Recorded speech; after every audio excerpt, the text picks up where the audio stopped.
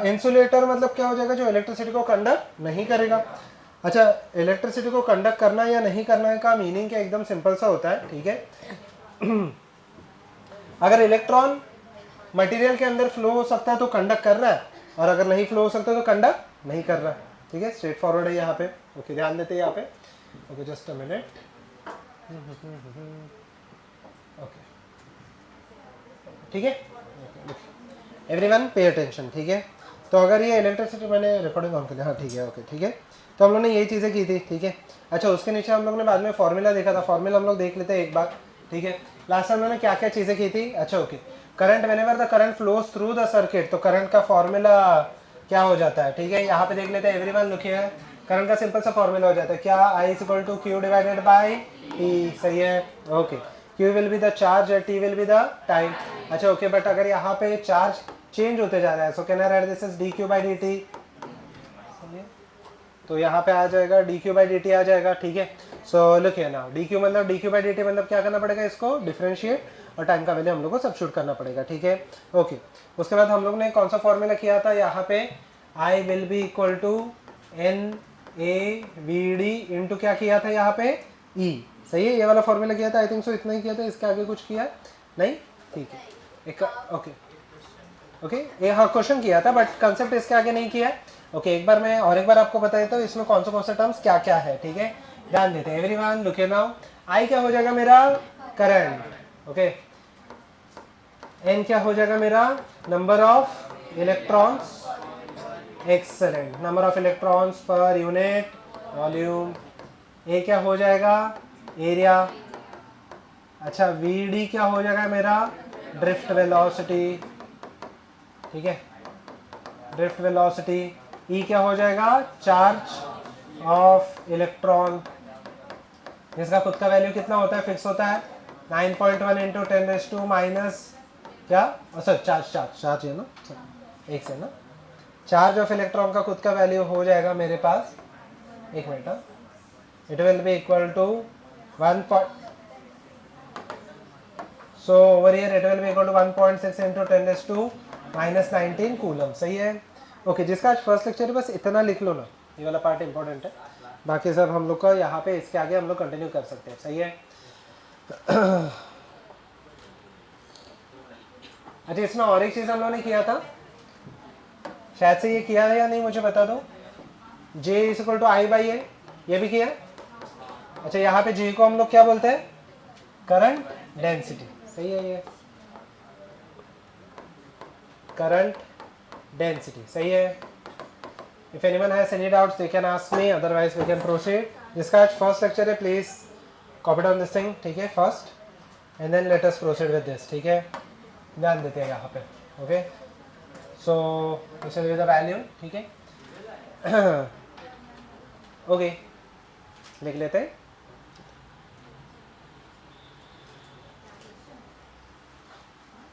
Okay, simple से पहले question ले लेते हैं, सिंपल से स्ट्रेट फॉरवर्ड क्वेश्चन ले लेते हैं हम लोग, ठीक है। राइट डाउन,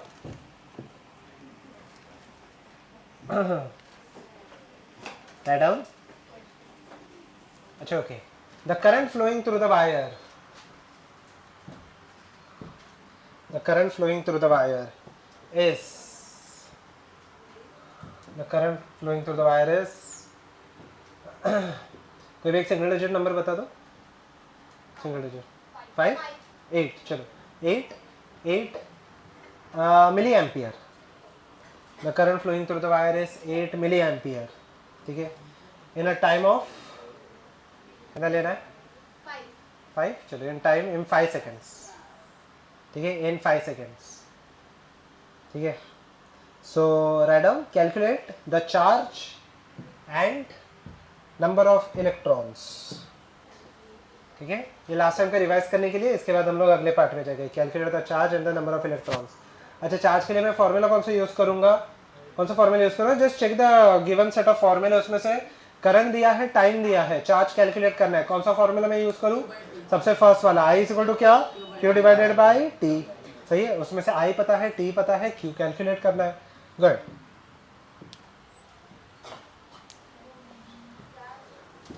चार्ज चाहिए ना, नंबर ऑफ इलेक्ट्रॉन्स में मैं आता हूँ, but first calculate the charge. Charge भी आ गया, नंबर ऑफ इलेक्ट्रॉन्स भी आ गए, कैलकुलेट कर लो अगर ये हो गया तो। नंबर ऑफ इलेक्ट्रॉन्स आ गए, चार्ज आ गया।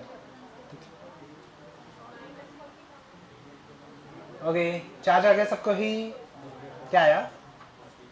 4 इंटू 10⁻², हाँ 40 इंटू 10⁻³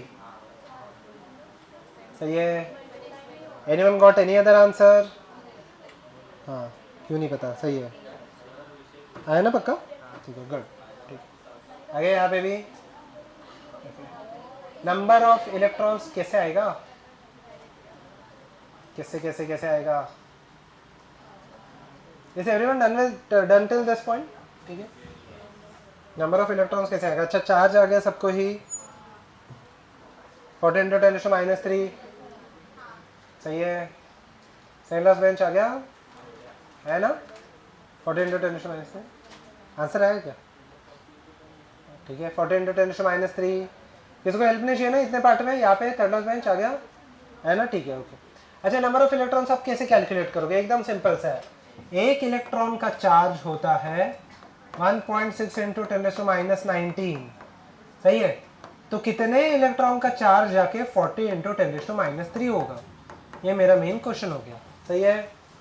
एक इलेक्ट्रॉन का चार्ज इतना हो गया, हाँ सही है, बस कुछ नहीं, क्रॉस मल्टीप्लाई कर लेंगे, समझ में आया?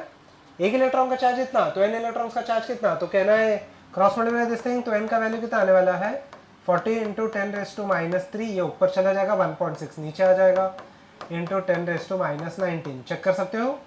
गो अहेड एवरीवन, इजी है। Okay, I hope so everyone is done with this. कितना आ गया? 25 इंटू 10⁻16 सही है। पहले डिवाइड करो ना, -3 तो वैसे वैसे ही रहेगा। तो अच्छा ओके, 25 इंटू 10⁻16। किसी को यहाँ तक कोई डाउट है? नहीं, थोड़े से बेसिक कैलकुलेशंस पास कर लो। नंबर है ना, नंबर का कुछ यूनिट नहीं होगा ना, नंबर ऑफ इलेक्ट्रॉन्स कुछ है। अच्छा आ गया, हाँ वैसे टर्म से भी लिख सकते हो, चलेगा। 25 इंटू 10⁻16 डिवाइड कर लो ना, 40 डिवाइडेड बाई 1.6 कितना है, और -3 वैसे के वैसे रहेगा। अच्छा आ गया यहाँ पे फर्स्ट बेंच, फर्स्ट थोड़ा फास्ट सॉल्व कर लो, ठीक है। सेकेंड यहाँ पे सबको ये आ गया ना, यहाँ पे भी थर्ड बेंच थोड़ा सा फास्ट सॉल्व कर लो, आ गया। कैलकुलेशन थोड़े से फास्ट कर लेना, यस लास्ट सेकेंड लास्ट आ गया ना। अच्छा 25 इंटू 10⁻16 कितने लोगों का आ गया ये? अच्छा majority of you got the answer, ठीक है। रेस्ट ऑफ देम जिसका भी बाकी है थोड़ा सा फास्ट कर डिवाइड कर लो। मैथमेटिकल पार्ट थोड़ा फास्ट करोगे तो हम लोग फिजिक्स पार्ट में ज़्यादा ध्यान दे पाएंगे, ठीक है, थोड़ा सा ज़्यादा टाइम इन्वेस्ट कर पाओगे, आगे ना, ठीक है, सिंपल है, स्ट्रेट फॉरवर्ड है। Okay, I hope so everyone is done with this, आगे ना, किसी को कोई डाउट? अच्छा आगे बढ़ सकते हैं, लास्ट बेंच आ गया ना, लास्ट सेकंड लास्ट, ओके आ गया, ठीक है, थोड़ा आगे बढ़ सकते हैं। ओके, क्वेश्चन लिख लेते हैं अभी यहाँ पे। हाँ बोलो, यूनिट नहीं रहेगा कुछ भी, ठीक है। अच्छा, do not talk girls, do not talk, देखिए, ठीक है, write down metallic wire of diameter, ये हम लोगों ने किया था लास्ट टाइम, किया? ओके ठीक है, चलो किया ना लास्ट टाइम, थोड़ा आगे जाते हैं। ओके ठीक है ठीक है, सेम क्वेश्चन रखो। A diameter, a radius, a metallic wire of radius 0.6 mm, 0.6 mm millimeter, a metallic wire of 0.6 mm carries a current of 1 ampere, carries a current of 1 ampere, ठीक है, क्या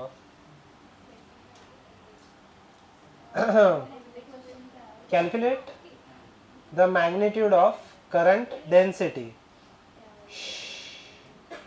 calculate the magnitude of current density. Okay, help me with this.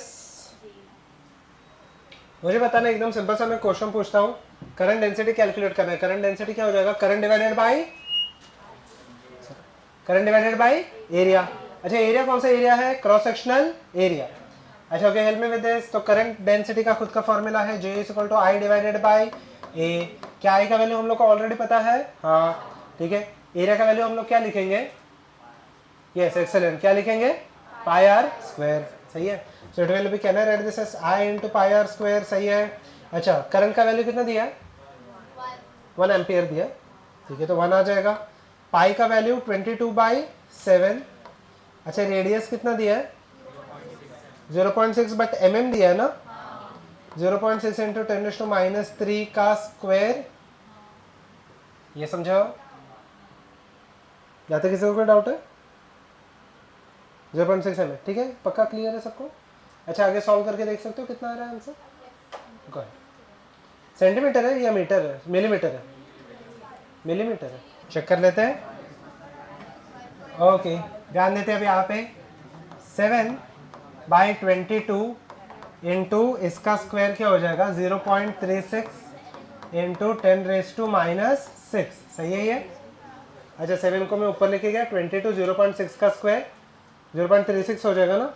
अच्छा अगर ये नहीं समझ रहा आपको तो आप एक सिंपल सा काम कर सकते हो, इसको कहना यही पार्ट को कहना राइट दिस 6 इंटू 10⁻⁴ का स्क्वायर, सेम ही एक डेसिमल लेफ्ट में है तो ये 10⁻⁴ हो जाएगा, सही है। ओके एवरीवन पे अटेंशन, ठीक है।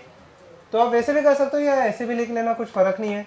7/22 इंटू 36 इंटू हो जाएगा 10⁻⁸, तो 7/22 इंटू 36 इंटू क्या हो जाएगा 10⁸, सही है। बाद में आपको 22 इंटू 36 देखना तो पड़ेगा क्या है, but basically this will be the ratio, तो आप चेक कर सकते हो। तो 22 इंटू 36 को हम लोग लिख कैसे सकते हैं, it will be equal 29-7, so it will B 841 minus 49, कितना हो जाएगा यहाँ पे 792 हो जाएगा ना डिनोमिनेटर में, चेक कर सकते हो आप, 792 हो जाएगा, ठीक है।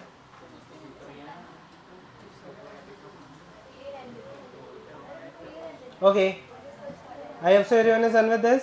So, everyone leave a line and write down. I hope so everyone is done with this. ठीक है। उसके बाद leave a line, अच्छा हो गया सबका ही, leave a line and write down origins of Ohm's law and its origins of Ohm's law and origins of Ohm's law and ठीक है origins of Ohm's law and its validity. Ohm's law OHM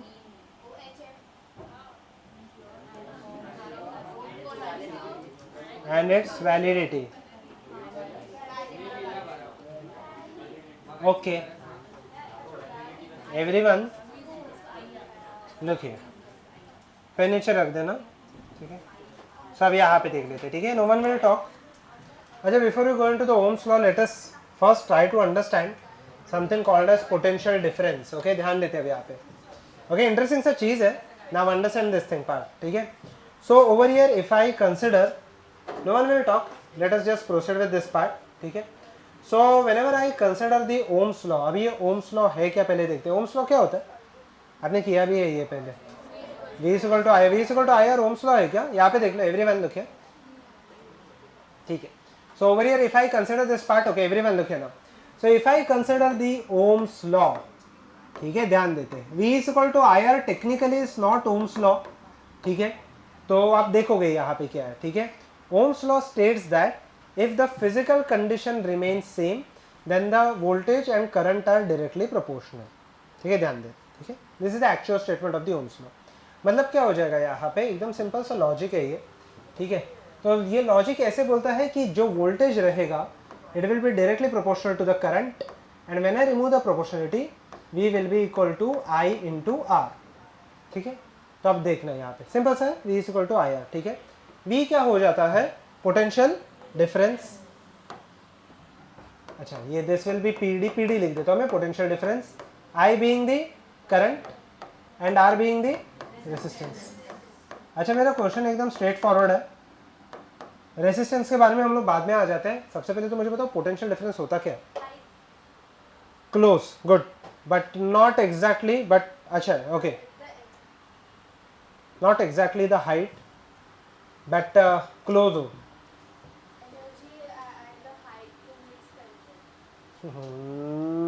okay नहीं, अब यहाँ पे देखो, everyone look है, not exactly the height, but एक चीज समझना, ठीक है, ये तो सिंपल सा मैं आपको एक क्वेश्चन पूछता हूँ, ठीक है, यहाँ पे let us try to understand something, ठीक है, if I draw a beaker, ठीक है, let me just draw a beaker, ठीक है, ध्यान से देख लो, ठीक है, let us try to first understand this logic in terms of normal thing, ठीक है, दैट इज, मान लेते कि यहाँ पे एक मैंने बीकर ड्रॉ कर लिया, कुछ ऐसे है, ठीक है, लेट अस से यहाँ पे मैंने एक बीकर ड्रॉ कर लिया, कुछ ऐसे है, जिसमें पानी यहाँ तक है, ठीक है, okay everyone look here now, जिसमें पानी यहाँ तक है, ठीक है, यहाँ तक पानी के अलग अलग लेयर है, ठीक है, और यहाँ पे ये पानी है, ठीक है, and if I connect it with, अभी देखना ध्यान से, ठीक है, if I connect it with another beaker जो साइड में है, ठीक है, एंड लेट अस से कि यहाँ पे और एक बीकर है, ठीक है, and if I connect this beaker, ठीक है, जिसमें भी पानी सेम ही है, ठीक है, यहाँ पे अगर आप देखोगे तो the level of water in both this beakers remain same, ठीक है, सेम लेवल ऑफ वाटर है दोनों में, ठीक है, सेम लेवल ऑफ वाटर है दोनों में, एंड लेट अस से I connect them with the help of a pipe, ठीक है, मेरा सिंपल सा क्वेश्चन है यहाँ पे, पहला क्वेश्चन तो एकदम सिंपल है कि क्या पानी फ्लो होगा, और अगर होगा तो कौन से बीकर से कौन से बीकर में होगा, क्या पानी फ्लो होगा, यहाँ पे बीकर ए है बीकर बी है, तो क्या यहाँ पे पानी फ्लो होगा या नहीं होगा, नहीं होगा, रीजन भी level of water remains same, तो कोई भी वाटर यहाँ पे फ्लो नहीं होगा, सही है यहाँ पे, ठीक है, ध्यान से देखो, अब मैं क्या कर देता हूँ, ये पूरे सेटअप को, ठीक है, लेट अस अज्यूम, ठीक है, ये पूरे सेटअप को, ओके, मैं थोड़ा सा यहाँ पे नीचे ले लेता हूँ, ठीक है, यहाँ पे ये पूरे सेटअप को, let us take this setup a little bit below, ठीक है, एंड अभी मैं यहाँ पे एक सेकंड ना, ठीक है, अब मैं क्या कर लेता हूँ, फॉर दिस सेटअप, ठीक है, फॉर दिस सेटअप अब मैं पाइप को ऐसे जॉइन कर लेता हूँ, ठीक है, मैंने पूरे सेटअप को नीचे ले लिया, एंड लेट अस से ये पूरे पाइप को मैं कुछ यहाँ पे जॉइन कर लेता हूँ, ठीक है, क्या अभी पानी फ्लो होगा, हाँ या ना, कहाँ से कहाँ पे, इसे लेके B, Y, because of something called as height difference. अच्छा, फिजिकल सेटअप में क्या हो जाता है, फिजिकल सेटअप में कहना है इसे ए से बी, मुझे बताओ नेचुरली पानी बी से जा सकता है क्या, नेचुरली नहीं, अच्छा अगर मुझे बी से लेके जाना है पानी को तो क्या करना पड़ेगा, मोटर लगाना पड़ेगा या फिर पंप लगाना पड़ेगा, सही है, अच्छा नेचुरली कैन आई से द वाटर फ्लोज फ्रॉम कहाँ से ए से लेके B, can I simply state that it goes from higher height to lower height, यही जो हाइट होता है इसको हम लोग बोलते हैं पोटेंशियल, और इसका जो एनर्जी होता है इसको हम लोग बोलते हैं पोटेंशियल एनर्जी। बट यहाँ पे देख लो, ठीक है, लेट मी मार्क दिस, ठीक है, एकदम सिंपल सा लॉजिक है, लेट मी मार्क दिस, ठीक है, एकदम सिंपल सा ये लॉजिक है, let us say that, okay, let us say that ये वाला जो हाइट है let it be equal to h1, let this height over here be equal to h2, मुझे बताओ पोटेंशियल डिफरेंस कितना हो गया फिर दोनों के बीच में, h1 माइनस h2, सिंपल है। अच्छा पोटेंशियल एनर्जी का आपको थोड़ा सा फॉर्मूला भी बताया, क्या है पोटेंशियल एनर्जी का फॉर्मूला, mgh, एक्सेलेंट, ठीक है, तो पोटेंशियल का फॉर्मूला, पोटेंशियल एनर्जी का फॉर्मूला क्या हो जाएगा, mgh, तो फर्स्ट पोटेंशियल एनर्जी का वैल्यू कितना है, mgh1, सेकेंड पोटेंशियल एनर्जी का वैल्यू कितना रहेगा, सेकेंड बीकर के लिए, मतलब ए के लिए, बी के लिए क्या आने वाला है यहाँ पे mgh2, तो मुझे बताओ change in potential energy, generally हम लोग टेक्निकली डायरेक्टली पोटेंशियल एनर्जी नहीं कैलकुलेट करते, बट इफ आई कैलकुलेट तो क्या आने वाला है mg क्या h1 minus h1 minus h2 आएगा या h2 माइनस h1 आएगा, h1 माइनस h2, ग्रेटर कौन सा h1 है या h2 है, h1, सही है, सिंपल सा लॉजिक है। मुझे तो नेचुरली कभी भी यहाँ पे पानी h2 से h1 जा सकता है क्या, नहीं, नेचुरली तो नहीं जाएगा, ठीक है, तो ये जो नॉर्मल बॉडीज में होता है this is called as potential energy for a mass, but same चीज जब भी इलेक्ट्रॉन में होगा, I can say that when this electron is present at a higher height, ठीक है, इसको हम लोग बोलेंगे पोटेंशियल 1, और ये वाले पार्ट को हम लोग क्या लिखेंगे, पोटेंशियल 2, तो इलेक्ट्रॉन जब भी हायर पोटेंशियल से लोअर पोटेंशियल जाएगा, इसको हम लोग क्या बोलते हैं, करंट इलेक्ट्रिसिटी। एंड इसके लिए सबसे इंपॉर्टेंट चीज़ क्या होना चाहिए, पोटेंशियल शुड बी प्रेजेंट या potential difference should be present. अगर मान लेते कि V1 और V2 सेम हो जाएगा तो इलेक्ट्रॉन कहीं से कहीं पे जाएगा क्या, नहीं। अच्छा ओके, जब when the electron goes from higher potential to the lower potential और a charge goes from higher potential to lower potential, इसको हम लोग बोलते हैं पोटेंशियल एनर्जी, ठीक है, या पोटेंशियल डिफरेंस, ठीक है। सिंपल सा लॉजिक है। तो एक्चुअली अगर आप ये फॉर्मूला देखोगे, this is not V is equal to I R, technically it is delta V is equal to I into R. Delta V being क्या, चेंज इन पोटेंशियल, ठीक है, तो change in potential is equal to I into R. यहाँ पे logic समझ में आया। अच्छा, इलेक्ट्रॉन में अगर आप टेक्निकली देखोगे तो हायर लोअर हाइट नहीं होते, ठीक है, वहाँ पे पोटेंशियल डेवलप कैसे होता है वो आपको अभी नहीं समझेगा, थोड़ा सा आपको बाद में समझेगा, ऐसे ही प्रोसेड विद इट, ठीक है। Okay, by the way R का खुद का यूनिट क्या होता है, ओम्स, ठीक है, यूनिट क्या होता है यहाँ पे, ओम्स, ये तो आप लिख सकते हो वहाँ पे। डेल्टा V का यूनिट है volt, named after a scientist Volta, ठीक है। डेल्टा V का बस यूनिट लिख लेना वहाँ पे। ये फॉर्मूला लिख दिया आपने, नहीं, ठीक है, पहले फॉर्मूला लिख दो, पहले वो इतना पार्ट लिख लेना, इतना पार्ट लिख लो, ठीक है। मैं आता हूँ यूनिट पे और एक बार, ओके। एंड आई का तो पता ही है आपको क्या है, एम्पियर, और आर का क्या आ जाएगा, ओम्स। अच्छा, एक थोड़ा सोच समझ के मुझे बताना, इंटरेस्टिंग है ये पार्ट। मैं ये वाला डायग्राम इरेज नहीं कर रहा, ठीक है, ध्यान देते अभी यहाँ पे, ये वाला डायग्राम मैं इरेज नहीं कर रहा, ठीक है, ध्यान देना अभी यहाँ पे। Now the interesting thing is, लिख लो, ओके, ये डायग्राम आपको निकालना भी नहीं है। अच्छा मुझे बताओ, रेसिस्टेंस मतलब क्या, रेसिस्टेंस मतलब क्या, हिंडरेंस, ओके, और क्या, ऑब्स्ट्रक्शन, ओके, गुड। क्या होता है रेसिस्टेंस, और क्या होता है, generally if you show resistance can I से अपोजिशन, ठीक है। अच्छा मुझे बताओ, जितना डिफिकल्ट होगा इलेक्ट्रॉन को पास होने के लिए, उतना रेसिस्टेंस हाई या लो, हाई, और जितना इजीली इलेक्ट्रॉन जाएगा वो क्या हो जाएगा, लो। अच्छा, अभी ये डायग्राम देखना, ये डायग्राम देख के आपको थोड़ा बहुत लॉजिक समझ में आ जाएगा, ठीक है। मेरा एकदम सिंपल सा क्वेश्चन है, फर्स्ट क्वेश्चन, रेसिस्टेंस कौन सी चीज़ों के ऊपर डिपेंड करेगा, ठीक है, थोड़ा ध्यान से देख लेते हैं। सबसे पहली चीज़ मुझे बताओ, ये पाइप का साइज मैं एकदम ही छोटा सा ले लेता हूँ। मान लेते कि एक बहुत बड़ा टैंक है, ठीक है, ये एकदम ये लेटेस्ट टेरेस के ऊपर बहुत बड़ा टैंक है, और आपके घर पे एक टैंक है, ठीक है, उसके बीच में एकदम ही थिन पाइप में अटैच करता हूँ। मुझे बताओ, ज़्यादा पानी फ्लो होगा या कम पानी फ्लो होगा, कम पानी फ्लो हो जाएगा। So I can simply say that, अच्छा, और अगर मैं एकदम बड़ा सा पाइप लगा लूँ तो मीन्स बिगर एरिया, तो क्या रहेगा, रेसिस्टेंस विल, तो मुझे बताओ कि ज़्यादा पानी फ्लो होगा या कम पानी फ्लो होगा, ज़्यादा। सो आंसर में वन सिंपल थिंग, जितना ज़्यादा एरिया रहेगा, ठीक है, यहाँ पे देख लो फोर्थ में, ठीक है, जितना ज़्यादा एरिया रहेगा उतना वाटर इजीली फ्लो हो जाएगा। तो जितना, तो इजी है या टफ है उसको फ्लो करना, इजी। सो मुझे बताना, रेसिस्टेंस जो होगा it will be directly proportional to area और इनवर्सली, इनवर्स। एरिया बढ़ेगा तो ईज ऑफ फ्लो बढ़ेगा, तो रेसिस्टेंस क्या हो जाएगा, कम हो जाएगा। तो ये सिंपल चीज़, ठीक है।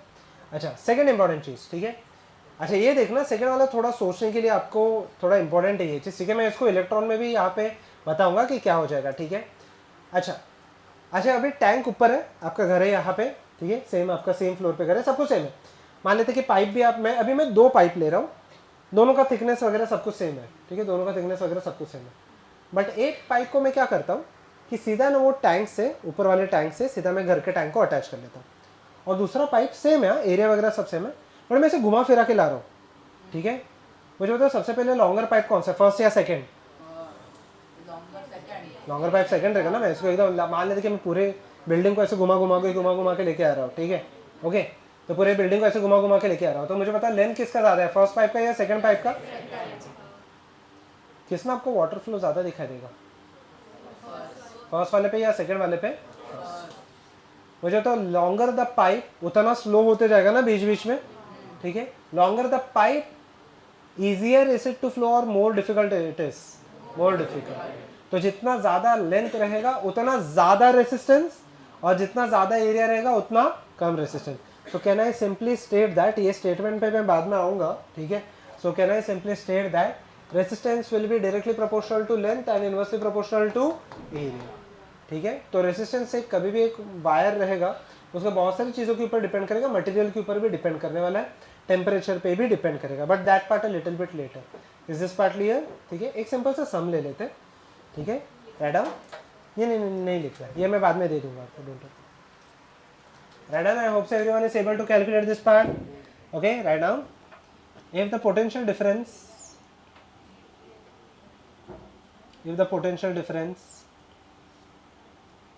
between 2 points,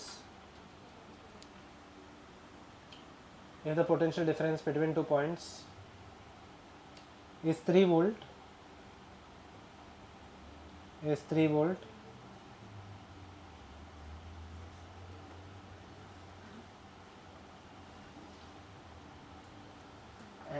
and the current flowing through it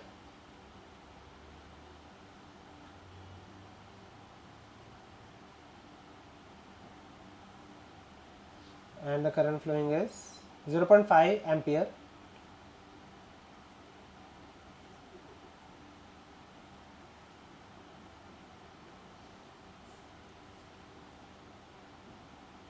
calculate क्या बचा है? रेजिस्टेंस।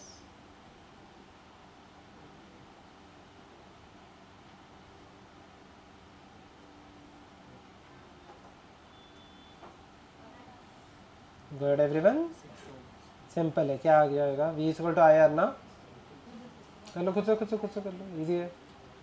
हाँ तो 0.5 नीचे चला जाएगा ना, 6 ओम्स आ गया। 0.5 को बाय द वे कहना है राइट दिस एज 1/2, तो ये ना 2 ऊपर चला गया, 3 × 2 विल बी इक्वल टू 6। ठीक है, बेसिक से आपको कैलकुलेशन आ जाने चाहिए। जैसे कि एकदम सिंपल सा अगर मैं बताऊँ, ये शायद से मैंने आपको लास्ट टाइम पूछा भी था, तो जैसे कि 2 के पावर्स आपको याद रहने चाहिए। ठीक है, 2 × 2 कितना हो जाएगा? × 2 × 2 × 2 × 2 × 2 × 2, अभी आवाज़ कम होते जाएगा, × 2 512 × 2 1024। ठीक है, यहाँ तक आपको मतलब ये 2:10 होने वाला है, यहाँ तक आपको याद रहना चाहिए। तो अगर आप देखोगे तो आगे भी आप मल्टीप्लाई कर सकते हो, 1024 × 2 हो जाएगा 2048।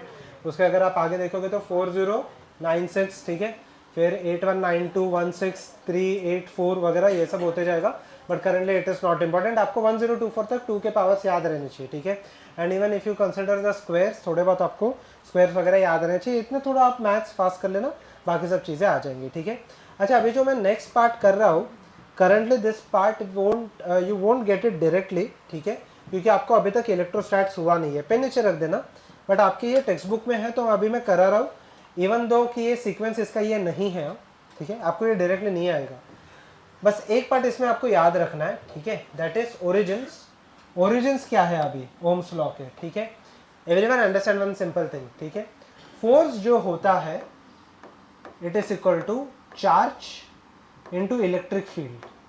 कि ये फॉर्मूला होता है, you are not familiar with this formula as of now, आपको धीरे धीरे आगे हो जाएगा ये चीज़। ठीक है, बस ये एक फॉर्मूला आपको याद रखना है। ठीक है, okay, just help me with this part. Okay, so अब यहाँ पे देख लेते हैं, क्यू हो जाएगा चार्ज एंड ई हो जाएगा मेरा इलेक्ट्रिक फील्ड। ठीक है, मैं चाहिए तो लिख के भी रख देता हूँ, बाद में लिख देता हूँ। ठीक है, चलिए। अच्छा, फोर्स का सबसे सिंपलेस्ट फॉर्मूला क्या होता है? एक्सेलरेशन। क्या हो जाता है? Mass into acceleration. एक्सेलेंट। ठीक है, mass into acceleration will be equal to Q E divided by M. ठीक है, तो ए का वैल्यू खुद क्या होने वाला है? Q E divided by, sorry मैंने यहाँ पे ले लिया एम। ठीक है, एक सेकंड ना। ओके, सो यहाँ पे क्यू ई आ गया। ठीक है, यहाँ पे क्या हो जाएगा? Q E divided by M. Let this be equation number 1। यहाँ तक ठीक है? ओके, अभी देखना ध्यान से। ओके, हम लोगों ने ड्रिफ्ट वेलोसिटी का फॉर्मूला लिखा है, एक बार वो चेक कर लो क्या आ जाएगा in terms of current. Everyone check, third class में चेक कर लेना। ठीक है, आई का वैल्यू लिखा है या फिर वीडी का वैल्यू लिखा रहेगा, एक बार चेक कर लो क्या आ गया। Okay, VD is equal to J upon क्या लिखा है? ठीक है, let this be equation number 2। सही है? ठीक है, let this be equation number 2। अच्छा, एक आपने काइनेमेटिक्स किया? ठीक है, अच्छा, काइनेमेटिकल इक्वेशंस जो होते हैं, व्हाट आर द 4 या 3 काइनेमेटिकल इक्वेशन जो भी आपने किए? फर्स्ट क्या है? v is equal to U plus A T, excellent. Second क्या है यहाँ पे, s is equal to U T plus half A T square, correct. And third क्या है यहाँ पे, इसका is equal to U square plus 2s, ठीक है। अच्छा v क्या होता है उसमें, फाइनल वेलोसिटी u क्या हो जाता है, initial velocity a, excellent. t क्या है, s क्या है, डिस्प्लेसमेंट, ठीक है। क्या ये फॉर्मूला हर जगह पे लगा सकते हैं, excellent, this formula can be applied only if the acceleration remains constant, ठीक है, वरना आप ये फॉर्मूले नहीं लगा सकते। ये चीज़ थोड़ा सा दिमाग में डाल देना, ठीक है। अब देखते हैं यहाँ पे, ओके एवरीवन लुक है, यहाँ पे देख लो लास्ट बेंच, यहाँ पे देख लेना, ठीक है। Can I use the formula, अभी इसको ऐसे ही रहने दो, v is equal to U plus क्या आ जाएगा यहाँ पे, a इंटू टी। लेटस से इनिशियल वेलोसिटी 0 था, अभी देखते हैं, ठीक है। मैं धीरे धीरे यहाँ पे टर्म्स मार्क करते जाता हूँ, ठीक है। Q है चार्ज एंड E है मेरा इलेक्ट्रिक फील्ड इंटेंसिटी, ठीक है, इलेक्ट्रिक फील्ड इंटेंसिटी, ठीक है। ध्यान देते हैं अब यहाँ पे, now this is interesting, everyone look है। इसके जगह पे let me write down this as the final velocity, let us assume the initial velocity was 0, acceleration हम लोग को ऊपर से आ जाएगा। Shall I substitute the formula, ध्यान देते एकदम आराम से, मुझे बताओ v के जगह पे मैं vd लिख देता हूँ, vd का खुद का वैल्यू क्या है, j divided by n into e, सही है ये चीज़। इनिशियल वेलोसिटी तो 0 है, a के जगह पे मैं क्या सब्स्टिट्यूट करूँ, q e divided by m into क्या आ जाएगा यहाँ पे t, सही है ये चीज़, ठीक है, ओके। अच्छा, electric field and if you consider, ठीक है, बाय द वे j को मैं i बाई a भी लिख सकता हूँ, ठीक है। So can I write down the whole part as i by a into n into E will be equal to q, e को हम लोग लिखते हैं v बाई डी लिखते हैं, ठीक है। अभी वो कैसे फिलहाल के लिए इंपॉर्टेंट नहीं है, m इंटू टी, ठीक है यहाँ तक, ओके। सो कैन आई से a n e q d और m ये सब के सब क्या है यहाँ पे, constant, and T V. So if I consider this part, ठीक है, ये एक डेरिवेशन ऐसा है जो आपको अभी समझ में नहीं आएगा, ठीक है। मुझे बताओ ये टर्म्स, सॉरी और ये टर्म, ये सब के सब अगर कांस्टेंट हो गए, voltage will be directly proportional to, सही है, ये इसका ओरिजिनल डेरिवेशन है, ठीक है। फिलहाल के लिख लेना, ये आपको डेरिवेशन पे कोई समझ नहीं आने वाले, ठीक है। ये आपको नहीं समझेगा एट दिस पॉइंट, ठीक है, धीरे धीरे हम लोग आगे जाएंगे, आपको समझ में आ जाएगा। इलेक्ट्रोस्टैट्स हुआ नहीं है, okay. I hope so everyone is done with this, ठीक है। अच्छा आप देखो यहाँ पे, leave a line and write down, ठीक है, leave a line and write down. Bye the way Ohm's law का डेफिनेशन मैंने नहीं दिया ना, पहले वो लिख लो, ओम्स लॉ का, right down the statement ohms law, और उसके आगे लिख लेना ओम्स लॉ, उसके आगे लिख लो if the physical conditions of the wire remains same, if the physical conditions of the wire remains same, then the current will be directly proportional to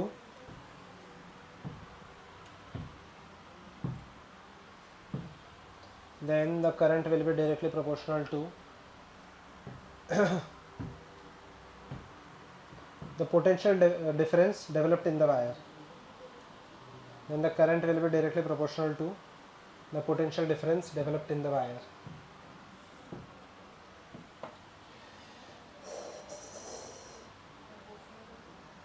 Proportional to the potential difference developed in the wire.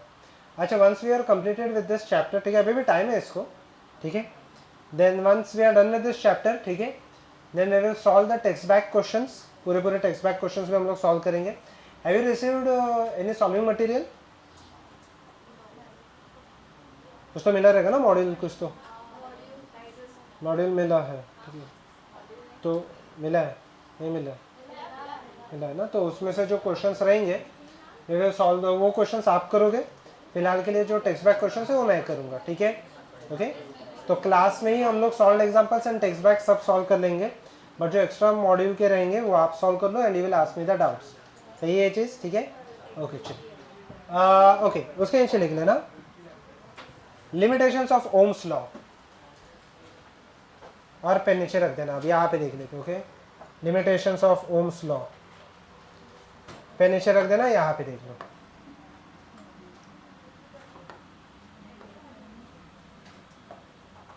limitations of Ohm's law.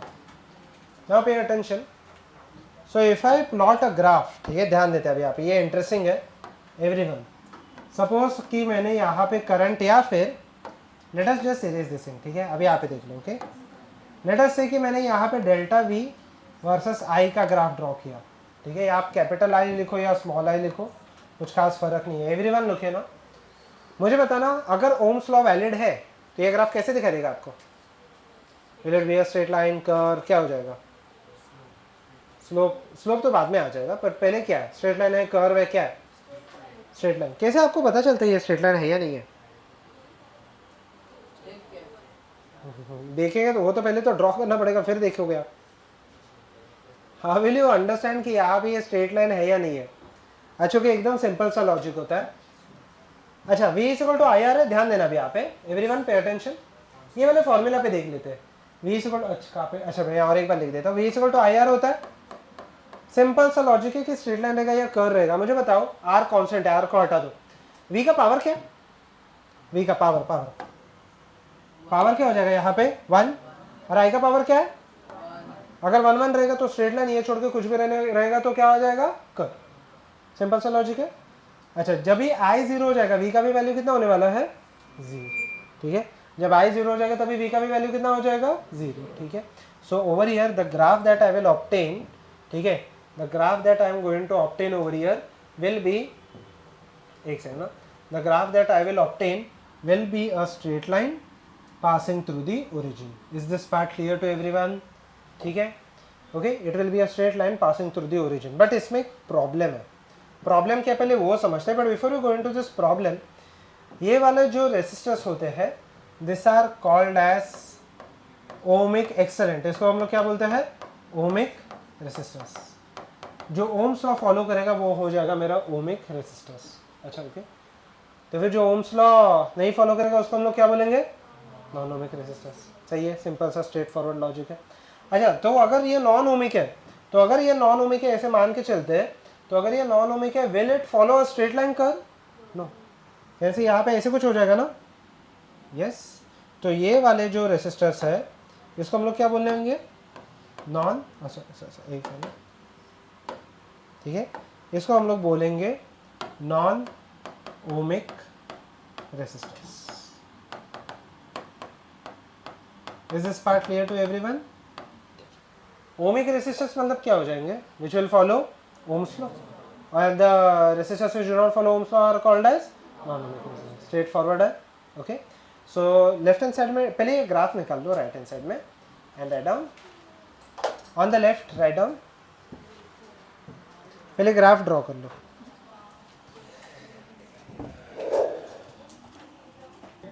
Okay. Write down. Left hand side में लिख लो ohmic resistors.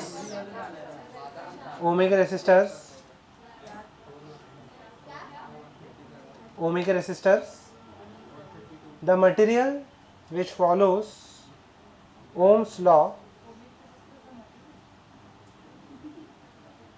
Material या फिर कोई भी device, ठीक है, the material which follows the Ohm's law is called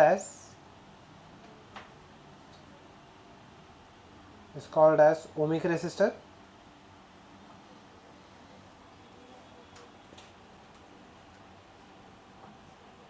The material which follows the Ohm's law is called as a ohmic resistor. तो नॉन ओमिक रेसिस्टर का क्या रहेगा? ओके, हो गया सबका ही. ओके, पेन नीचे रख देना. यहाँ पे देख लेते हैं. Okay everyone, look here. So over here, ठीक है, पेन नीचे रख देना. अब यहाँ पे देख लेते हैं. Okay, most of the part you are familiar with this part. Okay, अच्छा मुझे बताओ कि यहाँ पे let us introduce a new quantity, but you are aware of this quantity. ठीक है, something called as electrical energy and power. ठीक है, ये आपको फॉर्मूला पता है?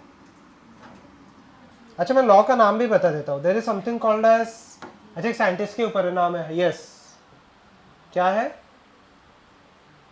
क्या एक साइंटिस्ट के ऊपर नाम है, कुछ तो लॉ है, जूल्स लॉ, ठीक है, ये नाम सुना है एवरीवन? देखिए जूल्स लॉ, ये नाम सुना है? नहीं सुना? ओके देखिए, नहीं सुना? ओके ओके, तो जूल्स लॉ आपने नाम सुना है? अरे तो फॉर्मूला क्या है? Okay look at everyone. अच्छा मुझे बताओ, आप देखना दे यहाँ पे ध्यान से, एवरीवन लुक है मुझे, हाँ बताओ। यस ओके, बट ये इलेक्ट्रिक करंट में क्या आ जाता है? सही है, good. I square R, T नहीं आता, पावर में टी नहीं आता, एनर्जी में टी आता है। Okay everyone understand one simple thing, ठीक है, ध्यान देते हैं यहाँ पे। नाउ दिस इज इंटरेस्टिंग, ठीक है। अच्छा मुझे एकदम सिंपल सा चीज़ बताओ, आपके घर पे जो करंट आता है, ठीक है, वो एसी होता है या डीसी होता है? पक्का एसी होता है? ओके ठीक है, लुक हियर, क्यों एसी क्यों होता है? एक्सेलेंट। अगर आप देखोगे एसी के ट्रांसमिशन में जो आपका पावर लॉस होता है वो बहुत कम है, ठीक है, as compare to DC, almost half हो जाता है। वो इंपॉर्टेंट नहीं है अभी के लिए वो कैसे हाफ होता है, बट अभी देखना ध्यान से। ओके आपके घर पे एसी आता है या डीसी आता है? एसी आता है। ओके ठीक है, एक्सेलेंट, ठीक है। एंड ओके लुक है ना, तो आपके घर पे एसी आता है, ठीक है, कितने वोल्टेज का एसी आता है? रफली 220 से लेके 240 के बीच में आता है, ठीक है, रफली अगर आप देखोगे most of the places in India, मतलब जो सिटीज या फिर जो, अगर आप देखोगे यहाँ पे 24 आवर्स पावर सप्लाई है, जो आपके पावर स्टेशन के पास है वहाँ पे जो आपका इलेक्ट्रिसिटी आता है that is generally 220 to 240 volt के बीच में, थोड़ा फ्लक्चुएट होता है, बट जनरली इतना का एसी होता है, बाद में वोल्टेज स्टेबिलाइजर्स वगैरह होते हैं, ठीक है। ओके आपके घर पे 240 वोल्ट के एसी आता है, ठीक है। ओके डीसी नहीं आता, पक्का ना? ठीक है। बट मोस्ट ऑफ द जो आपके डिवाइसेस है, मोस्ट ऑफ द डिवाइसेस, ज़रूरी नहीं है बट 99% चांसेस यही रहेंगे आपके। अगर आप बल्ब ले लो या फिर इफ़ यू कंसिडर कि आपका रेफ्रिजरेटर ले लो, हीटर ले लो, वो सारे डिवाइसेस आपके कौन से, एसी है या डीसी है? एसी डिवाइसेस है।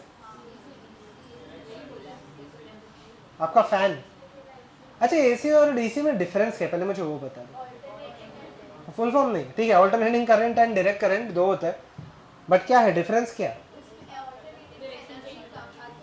नहीं वो तो उसका एप्लीकेशन हो गया, मीनिंग क्या है? एक्सेलेंट, अच्छा ओके। अच्छा आपके घर पे मोस्ट ऑफ द डिवाइसेस कौन से, वो पहले समझो। Most of the devices are DC devices, उसको वो आपको पता कैसे चलेगा? ऑल्टरनेटिंग करंट में लेटर से कि एक सेकेंड में पोलैरिटी पॉजिटिव और नेगेटिव है, तो नेक्स्ट सेकंड में पोलैरिटी क्या हो जाएगा? नेगेटिव और पॉजिटिव, फिर नेक्स्ट सेकंड में वापस क्या हो जाएगा? पॉजिटिव नेगेटिव, मतलब इससे भी बहुत फास्ट होता है। अच्छा अगर आपका डिवाइसेस एसी पे चलते थे, जैसे कि सिंपल सा एग्जांपल लेते हैं फैन, तो फैन एक सेकंड ऐसे घूमना चाहिए, एक सेकंड ऐसे घूमना चाहिए, पक्का ऐसे घूमता है आपका फैन? किसका फैन है ऐसे घूमने वाला? नहीं, ठीक है। तो आपके घर पे कौन सा फैन रहेगा, एसी रहेगा या डीसी रहेगा? DC. Most of the devices that you use are DC, तो उसको हम लोग रेक्टिफायर से एसी से डीसी कन्वर्ट करते हैं। फिलहाल के लिए इंपॉर्टेंट नहीं है वाटर रेक्टिफायर्स, ठीक है, फर्क है अबाउट दैट थिंग।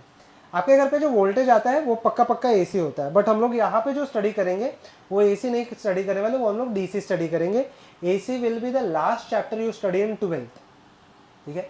तो अभी के लिए हम लोग पूरे करंट कौन सा मान के चल रहे हैं? डीसी, मतलब डायरेक्ट करंट है, और उसका अगर मैं वोल्टेज लेटर से कि मैं 200 वोल्ट लिखता हूँ तो वो 200 वोल्ट फिक्स रहेगा।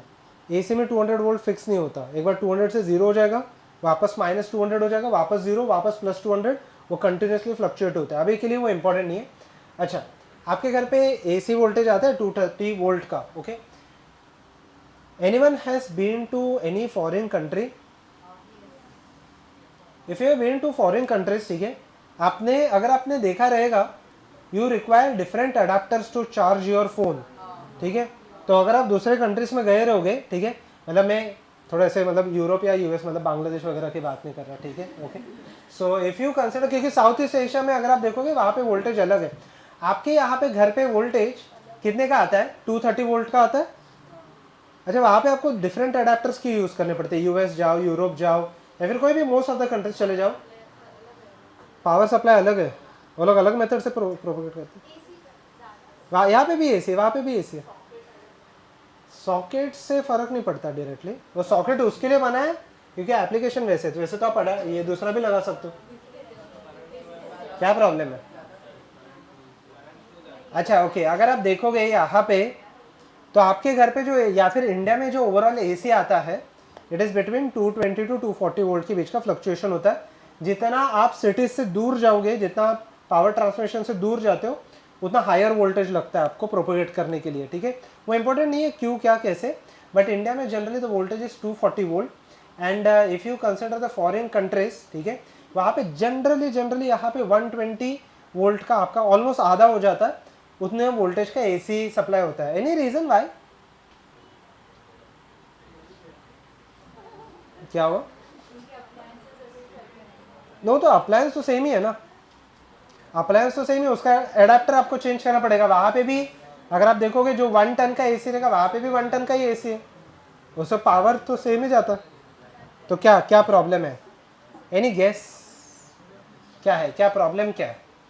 इंडिया में रफली 220 से लेके चलो 240 वोल्ट का एसी लगता है एंड अगर आप फॉरेन कंट्रीज देखोगे जनरली अराउंड 120 130 वोल्ट का भी 140 वोल्ट तक का भी एसी लगता है। क्यों ऐसा, क्यों ऐसा भेदभाव क्यों? ठंडी रहती है तो गर्मी में अलग एसी लगाएंगे। नहीं नहीं, एसी मतलब ये एसी में पावर सप्लाई की बात कर रहा हूँ, एसी मतलब एसी नहीं होता। नहीं, लॉजिक वो नहीं है। अच्छा ओके, लॉजिक क्या होता है अभी देखो यहाँ पे। अच्छा जितना ज़्यादा, मुझे बताओ, जितना ज़्यादा वोल्टेज, अभी सुनना ध्यान से, जितना ज़्यादा वोल्टेज रहेगा the more dangerous the devices. For example अगर आप कभी ट्रेन से गए रहोगे तो ऐसे आपने वो अनाउंसमेंट सुना रहेगा कि 25,000 वोल्ट का ये रहता है, पावर सप्लाई रहता है, ठीक है। तो 25,000 वोल्ट का अगर पावर डिफरेंस है, सॉरी वोल्टेज डिफरेंस है, तो आप अगर आप, अच्छा मुझे एक चीज़ बताओ कि अगर आप ट्रेन के वायर जो होते हैं ओवरहेड वायर, ठीक है, उसे लेटर से आप लटक गए, ठीक है, आप ट्रेन के ऊपर का ओवरहेड जो वायर है आप उसको पकड़ रहे हो, ठीक है, बेयर हैंड से, कुछ भी आपके हाथ में नहीं है, और उसमें से करंट अभी भी फ्लो हो रहा है, क्या हो जाएगा? शॉक लगेगा? एक्चुअली नहीं लगेगा।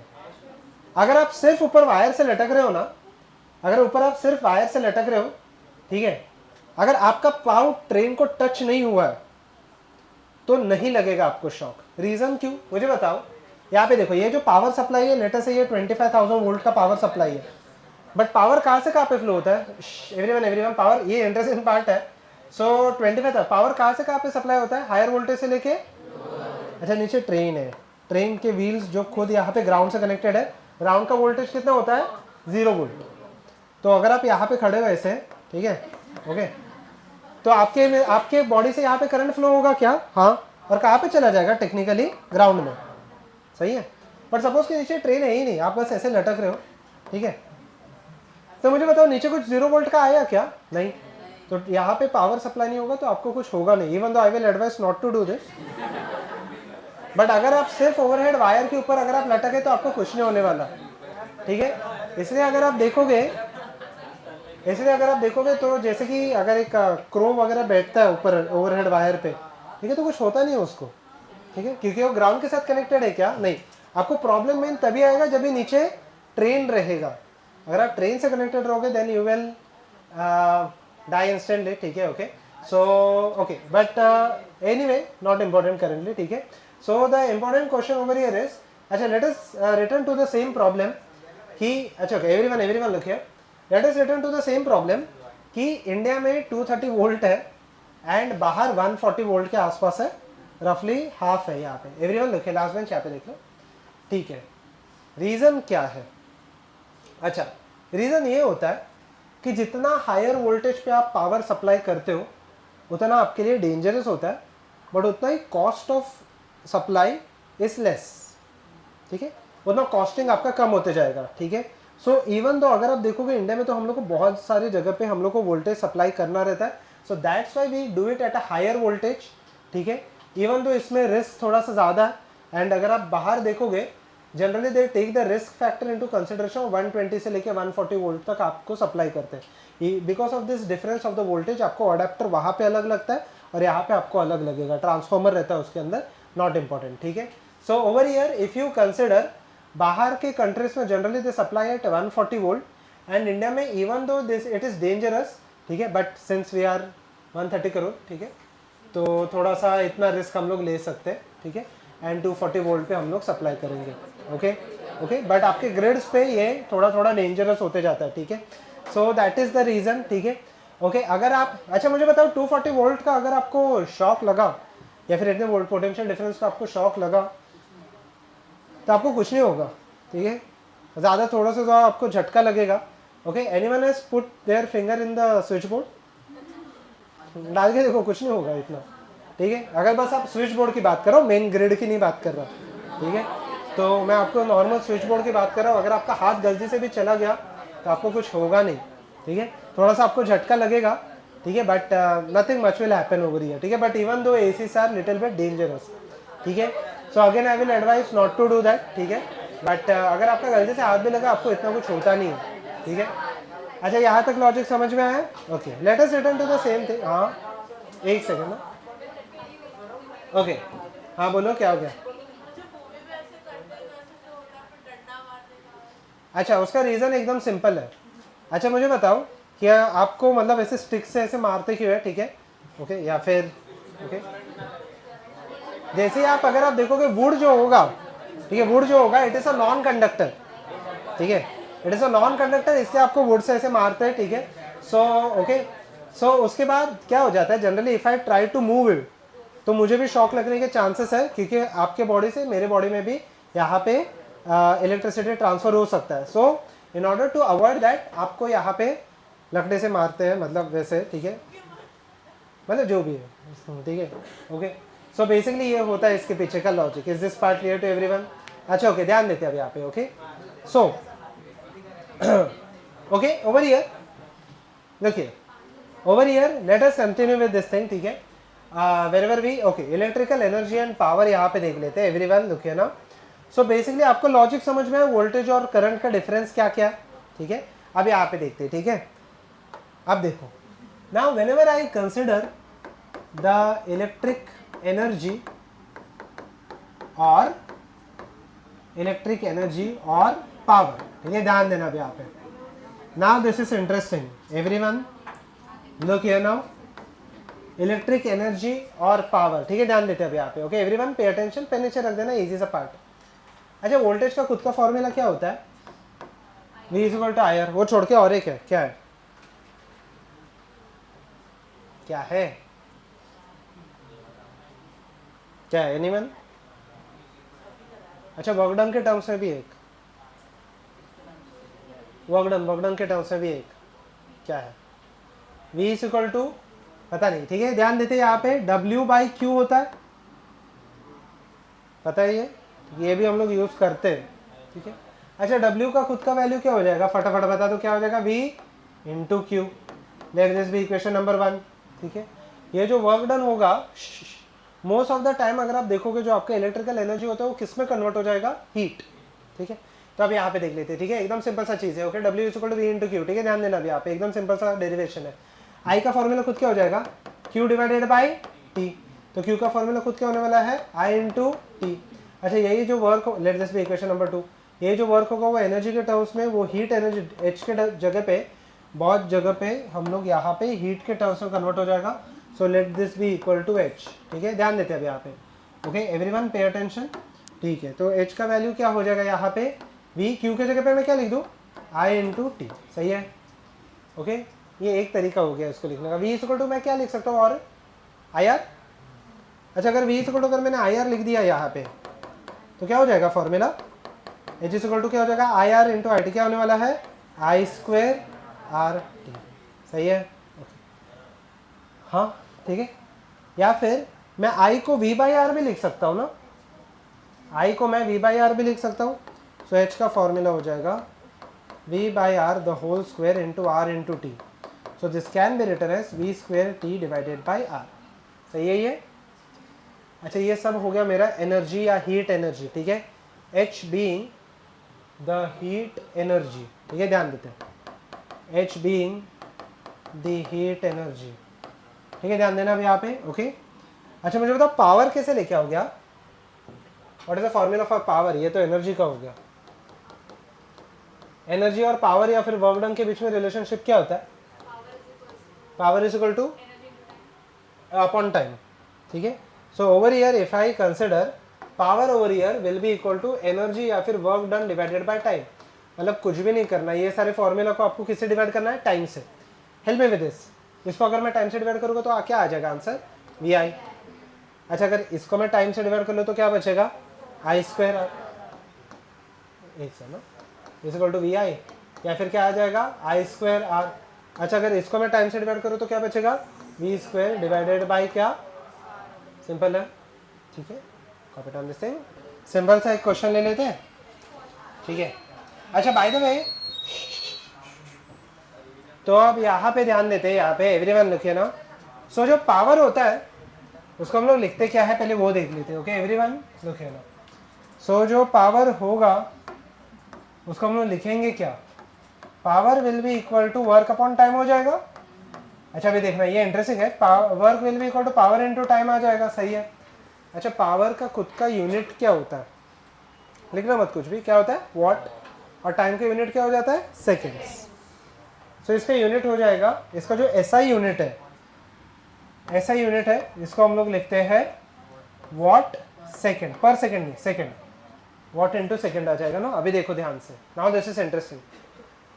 बट ये जो पावर है अगर हम लोग ये नॉर्मल घर के अप्लायंस के लिए यूज़ करेंगे तो इसका वैल्यू बहुत बड़ा आ जाएगा। अगर मैं एक एग्जांपल लूँ, सिंपल से एक एग्जांपल लेता हूँ, आपके घर पे जो नॉर्मल सा लेटर से कि कोई भी एक लेटर से कि एसी है, लेटर से उसका जो पावर होता है वो पावर, एसी भी छोड़ो, एक नॉर्मल सा हम लोग बल्ब ले लेते हैं, तो बल्ब आपका कितना होता है, 100 वाट का बल्ब होता है।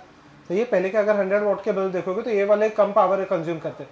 तो इफ़ यू कंसिडर 100 वाट के बल्ब देखे आपने, येलो कलर के आते थे ऐसे गोल टाइप, ठीक है। अच्छा वो तो बहुत हीट होते हैं, वो तो बहुत हीट होते हैं, ठीक है, टंगस्टन फिलामेंट रहता है बीच में, उसकी वजह से वो हीट हो जाते हैं, okay everyone look here. So over here if you consider those appliance, मान लेते हैं कि 100 वाट का पावर बल्ब है, ठीक है, एंड लेटर से आप चालू रखते हो उसको 4 मिनट के लिए, ठीक है, हाँ उतना ही आपके पास, उतना ही है बिल भरने का कैपेसिटी, ठीक है। तो 4 मिनट के लिए हम लोग चालू रख सकते हैं, ठीक है। तो 4 मिनट इंटू सेकेंड्स कितना हो जाएगा, 4 इंटू 60। तो अगर आप ये वैल्यू देख रहे हो तो बहुत बड़ा सा वैल्यू आ रहा है, 2 4, ये तो सिर्फ 4 मिनट का है, ठीक है, 240 आ जाएगा, सही है। एंड लुक है ना, ये 240 आ जाएगा, तो इफ यू मल्टीप्लाई 2 4 000 आ जाएगा। ये एक बल्ब सिर्फ 4 मिनट चालू रखने की वजह से। तो अगर आप ये ऐसे मंथली पूरा कैलकुलेट करते जाओगे तो मंथली तो आपको बहुत टाइम चालू रखोगे आप, ठीक है। एंड अगर आप ये मंथली चालू भी रखोगे, ये तो एक बल्ब का है, घर पे आपके तो बहुत सारे बल्ब होंगे पक्का, प्लस एसी होगा, एसी का और ज़्यादा पावर है, रेफ्रिजरेटर जिसका और ज़्यादा पावर है, तो इसको कैलकुलेट करना ना बहुत टीडियस हो जाएगा, मतलब आगे बहुत सारे जीरोस आने लगेंगे, 1 2 3 4 5 6 वगैरह जीरोस आ जाएंगे, ठीक है। तो इसके वजह से हम लोग ये वाला यूनिट नहीं यूज़ करते generally, even though this is ऐसा यूनिट, हम लोग यूनिट कौन सा यूज़ करते हैं आपको पता भी है शायद से, क्या, एक्सेलेंट, कौन सा यूनिट यूज़ करते हैं हम लोग, किलोवाट आर, ठीक है, ध्यान देते हैं 1 किलोवाट आर। इसका कन्वर्जन क्या है पहले वो देख लेते हैं, ठीक है। सबसे पहले किलो मतलब क्या, 1 किलो में कितने ग्राम होते हैं, 1000, ठीक है। So can I write down this part as 1 into 10⁻3, ठीक है, इनटू एक आर में कितने सेकंड्स होते हैं, 3600। अच्छा 1 मिनट में कितने सेकंड्स होते हैं, 60। एक आर में कितने मिनट्स होते हैं, 60। 60 इंटू 60 कितना हो जाएगा, 3600, सही है। तो 3600, if I convert this properly I can say this 3.6 into 10⁻6, ठीक है, 1 kilowatt hour will be equal to, this will be watt hour. By the way watt hour का खुद का यूनिट क्या होगा, वर्क डन का खुद का यूनिट क्या होता है, जूल्स, सही है। ये सिंपल सा आपका कन्वर्जन है, सही है, okay. Copy down this part,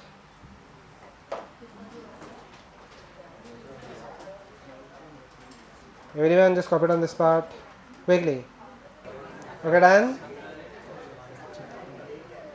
अच्छा ओके, पहले सिंपल सम्स लेते हैं फिर डिफिकल्ट क्वेश्चंस लेते हैं, ओके, ठीक है। इसके नीचे लिखो 1 यूनिट ऑफ, इसके नीचे लिखो 1 यूनिट ऑफ पावर कंज्यूम। अच्छा आपके घर पे जब भी इलेक्ट्रिसिटी बिल आता है तो उसके ऊपर पावर कंज्यूम के यूनिट्स लिखे रहते हैं, 50 यूनिट्स 60 यूनिट्स, वो यही होता है, ठीक है, सिंपल सा है। शैल आई प्रोसीड, ठीक है, ध्यान देते हैं अब यहाँ पे। So write down an electric heater,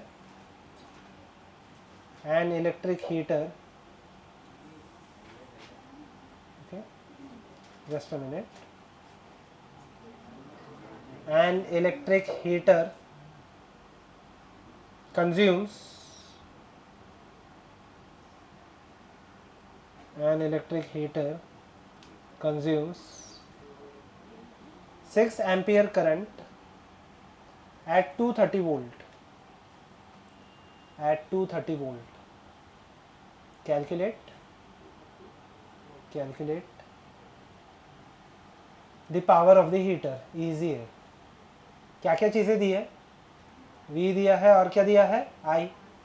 power का देखो V और I के टर्म से फॉर्मूला क्या है everyone? Turn the page and check. शायद से है क्या बोर्ड पे? नहीं, चेक कर लो. है. पावर इज इक्वल टू क्या आ जाएगा? V into I.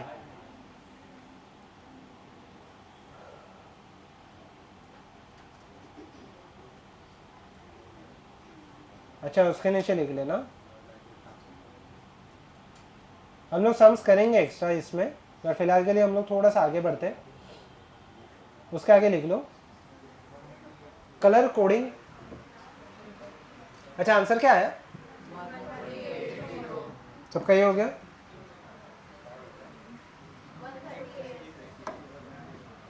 वन 138 आ रहा है या 1380 आ रहा है? ओके.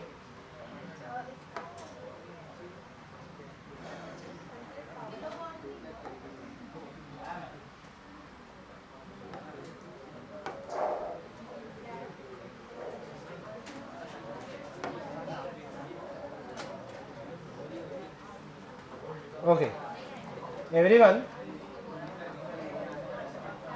ओके ना? ठीक है, उसे नीचे लिख लेना. आंसर आ गया ना सबको ही? उसे नीचे लिख लो कलर कोडिंग ऑफ रेसिस्टर्स. उसके बाद लिख लो colour coding of resistors and, ठीक है, कलर कोडिंग ऑफ रेसिस्टर्स लिख दिया सबने. ठीक, उसके नीचे ये वाला टेबल आपको ड्रॉ करना है. ठीक है, रेसिस्टर्स. ठीक है, so okay, just draw this table. ठीक है, ओके. आई एफ से ने सबने दिस सही है. ओके. अच्छा, क्वेश्चन अभी एकदम सिंपल से स्ट्रेट फॉरवर्ड से आने वाले हैं. ठीक है, ध्यान देते हैं अभी यहाँ पे. बाकी सब क्वेश्चन हम लोग एक्सरसाइज में करेंगे, जैसे आपके टेक्स्ट बुक में जो भी आपके क्वेश्चंस रहेंगे. But before that you are going to write down the formula sheet.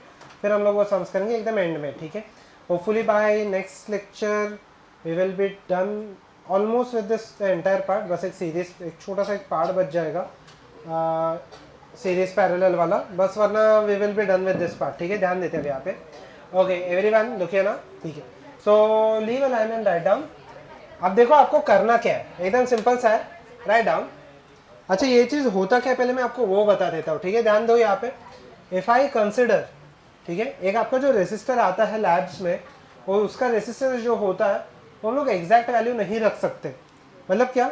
अगर सपोज कि रेसिस्टर का लेटर से कि रेसिस्टेंस है 80 ओम्स, तो उसके ऊपर 80 ओम्स हम लोग लिख के बार बार नहीं लेके आ सकते. फॉर एग्जाम्पल 80 ओम्स, उसके आगे अगर 80 किलो ओम्स है तो 80 इंटू 10⁻³ लिखना बहुत डिफिकल्ट हो जाता है. उसके जगह पे we generally put the colour code. Colour code करना ज़्यादा ईजियर होता है practically as compare to this part. ठीक है, तो कलर कोड में होता क्या है यहाँ पे देख लेते हैं. सो बेसिकली आपका जो रेसिस्टेंस होता है, जो आपको लैब में दिखेगा, वो कुछ ऐसे होता है. ठीक है, ध्यान देते हैं यहाँ पे. Everyone pay attention. यहाँ पे आपका रेसिस्टेंस कुछ ऐसे दिखाई देगा एंड यहाँ पे दोनों साइड से यहाँ पे इसके कनेक्शंस होते हैं. ठीक है, नॉट टॉप. जिसमें से इसके ऊपर यहाँ पे होगा मेरा फर्स्ट बैंड, ये हो जाएगा मेरा सेकेंड बैंड, ये हो जाएगा मेरा मल्टीप्लायर, और थोड़ा सा स्पेस छोड़ के यहाँ पे टॉलरेंस हो जाता है. ठीक है, ओके, ये हो जाएगा मेरा रेसिस्टेंस. तो अभी ये रेसिस्टेंस का रेसिस्टर का रेसिस्टेंस हम लोग कैसे कैलकुलेट करेंगे, वी विल चेक. ठीक है, ये सब डायग्राम बनाने की फिलहाल के लिए जरूरत नहीं है. Leave a line and write down. Leave a line and write down. Calculate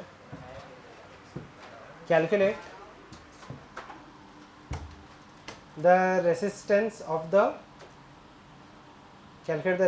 the resistor having following color codes. Calculate the resistance of the resistors having following color code.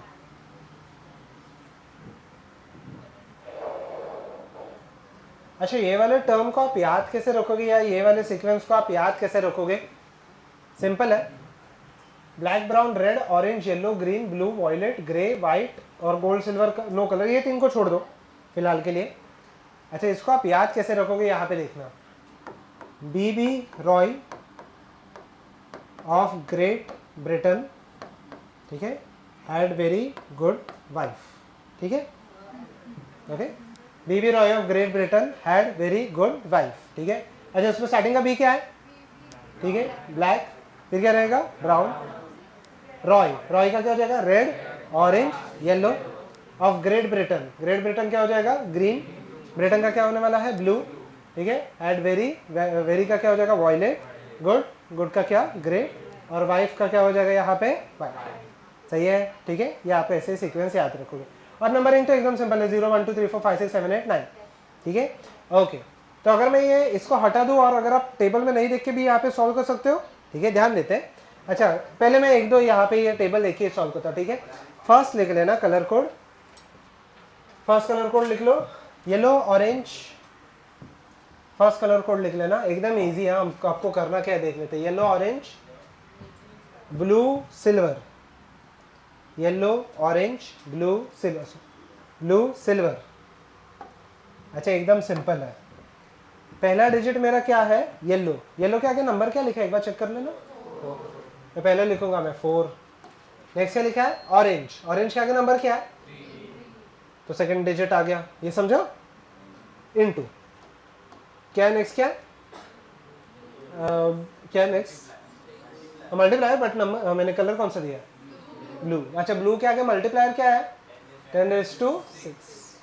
अच्छा उसके आगे क्या हम लोग टॉलरेंस लिखेंगे लास्ट वाला, अच्छा last colour क्या है सिल्वर, सिल्वर के आगे टॉलरेंस लिखा है कितना है ±10%, सिंपल है, this is part clear, good. First digit second digit multiplier और टॉलरेंस जैसे सीक्वेंस वही सीक्वेंस में आपको सॉल्व करना, ठीक है, लिख लेना, इजी है, first digit second digit multiplier and tolerance. अच्छा एक दो मैं आपको दे दूं, देख लेते हैं, okay everyone, is everyone done with this, okay next लिख लेना, ओके नेक्स्ट लिख लो violet, violet orange orange, violet orange orange silver, gold, ठीक है, violet orange orange gold, easy है एकदम, क्या आ गया 7 3 इंटू 10⁻³ प्लस माइनस क्या 5%। अच्छा और एक दे दो लास्ट वाला, then we will proceed to the next one, ठीक है, इजी है, write down,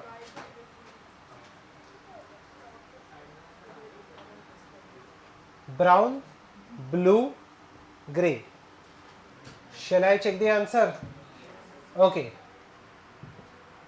brown blue gray ना 16 into 10⁸ प्लस माइनस 20%, ये कितने लोगों का आ गया,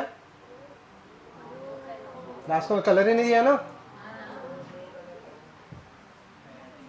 ठीक है, लास्ट वाला प्लस माइनस 20% आ जाएगा, सिंपल सा लॉजिक है, लास्ट में कलर ही नहीं दिया ना, ओके ठीक है, आंसर सही लिख लो, ठीक है, डन, पक्का, okay everyone look here now, ठीक है, so leave a line and write down, last part है, we will wind up after this, ठीक है, राइट डाउन फटाफट क्विकली राइट डाउन, इसके सम्स थोड़े करने के लिए टाइम लगेंगे, बट आज हम लोग सम्स नहीं देखने वाले, आज हम लोग बस बेसिक से देखने वाले, write down combination of the resistors, combination of the resistors,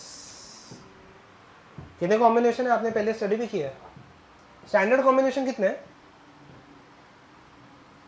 मतलब रेसिस्टर को हम लोग एक से ज़्यादा रेसिस्टर को कितने तरीके से लगा सकते हैं, दो, कौन से सीरीज और दूसरा क्या पैरेलल, वैसे तो बहुत सारे कॉम्बिनेशन होते हैं बट अभी के लिए हम लोग 2 ही स्टडी करेंगे, ठीक है, अगले हम लोग 12th में भी स्टडी करने वाले हैं, सो ओके, सो उसके नीचे लिख लेना पहले रेसिस्टर्स इन सीरीज और सेकंड क्या आ जाएगा रेसिस्टर्स इन पैरेलल, अच्छा okay, everyone just help me with this part, pen नीचे रख देना, बाद में यहाँ पे देख लेते हैं, ठीक है हम लोग, ठीक है एवरीवन पेन नीचे रख दो, ठीक है, एंड ठीक है, टेक्स्ट बुक आप क्लोज कर सकते हो, टेक्स्ट बुक चाहिए तो आप क्लोज कर दो, मैंने सही सिखाया नहीं वो बाद में देख लेना, ठीक है। अभी के लिए आप क्लोज कर दो। ओके एवरीवन, लिखिए ना, ठीक है। ओके जिस दिन टेक्स्ट बुक लाना रहेगा मैं आपको बता दूंगा कि लगेगा, तो नेक्स्ट लेक्चर में तो मोस्टली नहीं लगने वाला, उसके नेक्स्ट लेक्चर में हम लोग जब भी सम सॉल्विंग पे आ जाएंगे उसके लिए हम लोग लेके आएंगे, ठीक है। ओके एंड आई होप आपके पास टेक्स्ट बुक्स है। अच्छा एटलीस्ट 2 लोगों के बीच में एक रहना चाहिए, ठीक है, तो आप आपस में डिसाइड कर लो किसके पास, ठीक है। तो मैं आपको बता दूंगा कौन से लेक्चर में लाना है नेक्स्ट लेक्चर के लिए, अभी तो फिलहाल के लिए तो नहीं लाना है। ओके एवरीवन लुक नाउ, ठीक है। अच्छा मुझे बता दीजिए फटाफट कि यहाँ पे सीरीज है या पैरेलल है, बस मुझे इतना बता दो, ये सीरीज है या पैरेलल है? सीरीज, ठीक है। इसके आगे मैंने अगर वोल्टेज लगा लिया तो ये हो जाएगा सीरीज, ठीक है। अच्छा ओके यहाँ पे देख लो, इफ आई कंसिडर दिस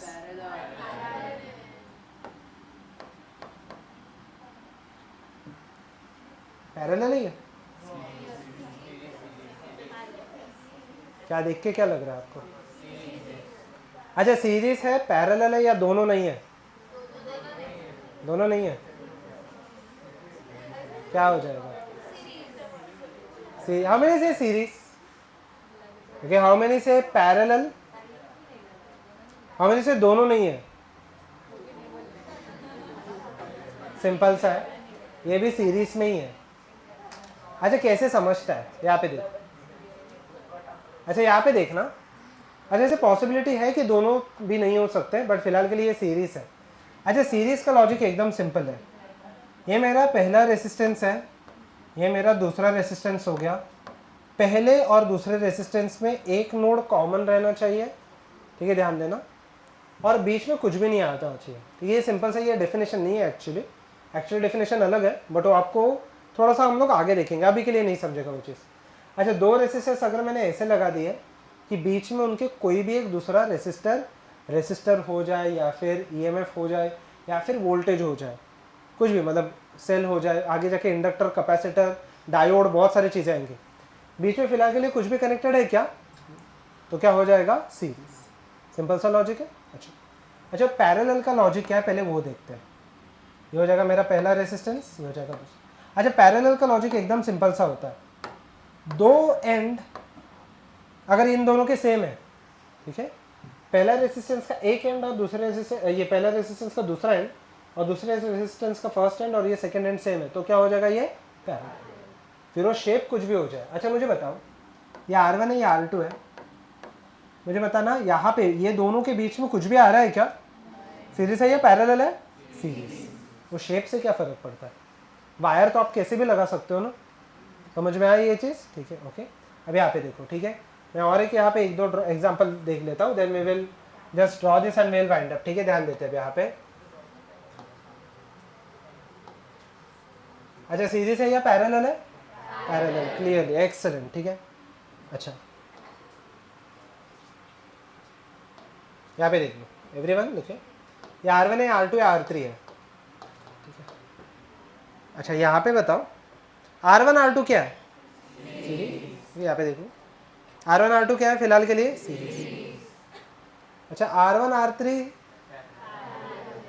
नहीं है, देखो ना, एक एंड तो कॉमन है, बट दूसरा एंड R1 का अलग है, दूसरा एंड R3 का अलग है, तो ये दोनों पैरेलल में नहीं है। इवन R2 और R3 भी पैरेलल में नहीं है, बट R2 और R3 का कॉम्बिनेशन R1 और R2 का कॉम्बिनेशन क्या R3 के साथ पैरेलल में? समझ में आ गया सीरीज पैरेलल का लॉजिक। हम लोग और सम से यहाँ पे सॉल्व करेंगे। Late us just derive this thing. हाँ क्या क्या, पहला वाला सीरीज हो गया, उसका जो आंसर आएगा वो R3 के साथ पैरेलल में, ठीक है, इंडिविजुअली पैरेलल में नहीं है, ठीक है। अभी यहाँ पे देख लेते हैं, लास्ट पार्ट है resistance in series, we will draw this and will wind up. Next time हम लोग रेसिस्टेंस इन पैरेलल कर लेंगे। पेन नीचे रख देना, फटाफट हम लोग ये खत्म कर सकते हैं, ठीक है। तो रेसिस्टेंस इन सीरीज का एक्चुअल लॉजिक क्या होता है, ठीक है, ध्यान देते हैं यहाँ पे। रेसिस्टेंस इन सीरीज, ठीक है, so over here, okay, so over here understand one simple thing, let me first quickly draw the diagram, ठीक है, यहाँ पे देख लेते हैं। सो over here let me first quickly draw the diagram. कुछ आपका ऐसे हो जाएगा, ठीक है, ये हो जाएगा मेरा 1, हो जाएगा मेरा 2, ठीक है। अब यहाँ पे देख लेते हैं, यहाँ पे सेंटर पे मैं बहुत सारे सीरीज कनेक्शन लगा लेता हूँ, ठीक है। कितने रेसिस्टेंस दिखाई दे रहे हैं? 3, और ये तीनों की तीनों सीरीज में या पैरेलल में, सीरीज, ठीक है। यहाँ पे ये हो गया, ठीक है, यहाँ से ये हो जाएगा। हम लोग को क्या कनेक्ट करना पड़ता है यहाँ पे, बैटरी। अच्छा, ये बैटरी का कौन सा साइड है, जो अगर मैंने बड़ा एंड ड्रॉ किया है वो कौन सा साइड है, पॉजिटिव, ठीक है। और दूसरा वाला साइड क्या है यहाँ पे, नेगेटिव, ठीक है। अच्छा, मुझे बताना यहाँ पे बैटरी का ये यहाँ पे देख लेते हैं, बैटरी का ये पॉजिटिव साइड हो जाएगा, ये कौन सा साइड हो जाएगा, नेगेटिव। इसको बाय द वे हम लोग हायर पोटेंशियल भी बोलते हैं, हायर पोटेंशियल, और ये क्या हो जाएगा, लोअर पोटेंशियल, सही है। अच्छा, करंट कहाँ से कहाँ पे जाता है, ये R1 R2 R3, हाँ, ये R1 R2 R3 है। तो मुझे बताना ये करंट कहाँ से कहाँ पे जाता है, पॉजिटिव टू नेगेटिव या negative to positive, positive to negative. But electrons कहाँ से कहाँ पे जाएंगे, नेगेटिव टू पॉजिटिव, ठीक है। ऐसे क्यों, हाँ, मेरा क्वेश्चन सिंपल है, करंट पॉजिटिव टू नेगेटिव जाता है, आई लिख देता हूं मैं, बट वोल्टेज अगर आप देखोगे, सॉरी, इलेक्ट्रॉन अगर आप देखोगे वो नेगेटिव टू पॉजिटिव जाता है। ऐसे क्यों, अगर नेगेटिव टू पॉजिटिव ये जाहिर, और फ्लो तो सिर्फ इलेक्ट्रॉन होता है, ठीक है, फ्लो तो सिर्फ इलेक्ट्रॉन होता है, तो हम लोगों ने ये डायरेक्शन क्यों नहीं लिया करंट का। इलेक्ट्रॉन का चार्ज, अगर मैं फर्स्ट इलेक्ट्रॉन ने डिस्कवर हो तो उसका चार्ज नेगेटिव कैसे मैं डिस्क्राइब कर सकता हूँ। जैसे एटॉमिक स्ट्रक्चर में थोड़ा बहुत किया आपने ये चीज़, एटॉमिक स्ट्रक्चर हुआ है, स्ट्रक्चर ऑफ एटम, तो कौन सा स्टार्ट है केमिस्ट्री में, बेसिक कंसेप्ट से चल रहे हैं, मोल कंसेप्ट, अच्छा ओके, PV = nRT वगैरह, ठीक है, ओके। सो अच्छा, ओके, PV = nRT वगैरह ये सब चीज़ें चल रही है क्या, अच्छा ओके, ठीक है। तो मुझे एक चीज़ बताओ, वहाँ पे P क्या होता है, PV = n, वो हुआ है ना आपको, PV = तो क्या चल रहा है मूल कंसेप्ट में,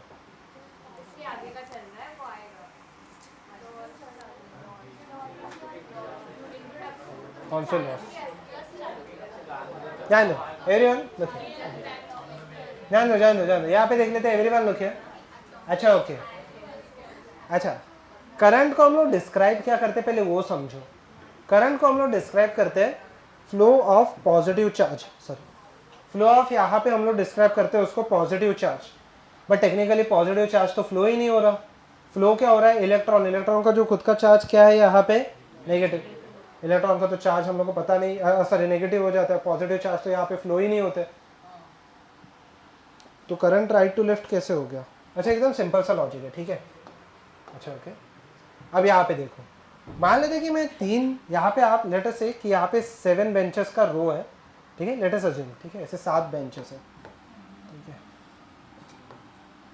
ओके, 7 बेंचेस का रो है, 1 2 3 4 5 6 एंड 7, सही है, अच्छा 7, हाँ ठीक है, ओके, ठीक है। और यहाँ पे मान के चलते हैं हम लोग, एकदम सिंपल सा, हम लोग एक सिंपल सा एग्जाम्पल लेते हैं, ठीक है, ओके। तो मेरा एकदम सिंपल सा एग्जाम्पल है, ठीक है, मैं यहाँ पे काम करता हूँ, मेरे पास 7 रोस है, और मैं सपोज कि मेरे पास 6 बर्गर है, ठीक है, ऐसे अज्यूम करके चलना, ठीक है, ओके। तो आप लेटर से कि यहाँ पे देखना, फर्स्ट वाले के पास बर्गर है, सेकंड वाले के पास बर्गर है, थर्ड पे नहीं है, फोर्थ नहीं है, फिफ्थ है, ठीक है, 1 2 3 4 5, अच्छा ठीक है, 6 मान के चलो, ठीक है, तो कुछ खास मतलब नहीं है, ठीक है।